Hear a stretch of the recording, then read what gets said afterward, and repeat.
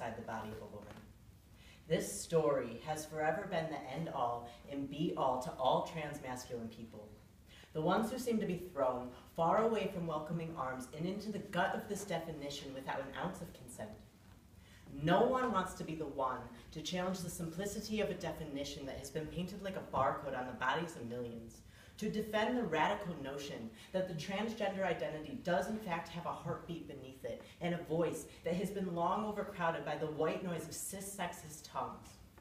A story for some is not a story for all, for I am not all, but I am only one, not a woman, maybe a man, but a man who is somewhere between social construction and self-worth destruction, and this is my story. When I walk down the street with nothing against my chest, barely a scar to hint at the removal of tissue that once made up 2 breasts, and no one is staring because injections help that, I call that privilege. But I will never forget the phone calls I made, the scream of my veins, the panic and pain that came with the sting of my birth name shouted on stage at my high school graduation. When I am in the shower and I feel content with the lack of a body part that determined my sex, I see privilege in my image.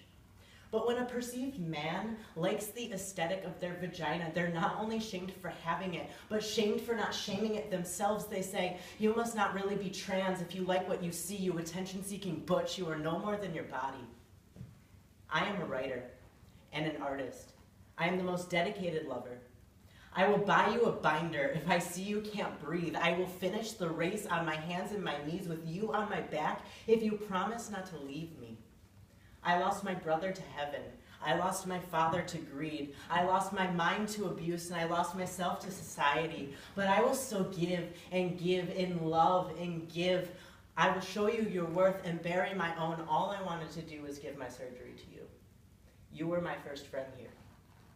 And now I feel guilty for breathing, and now I feel guilty for crying. I feel guilty because of shame. I was shamed for having a chest 1 inch too big, shamed for having a phallus 3 inches too small, shame from my doctors who objectified my life to the point where my best friend became my jackknife, shame for transitioning and reinforcing gender norms, shame for shaping my body though it wasn't without pain, shame for being vain, shame for feeling joy. How dare I do that? Because now I'm just a fuckboy. Shame for wearing my privilege in the selfie of my pecs when it was the first day that I didn't want to kill myself.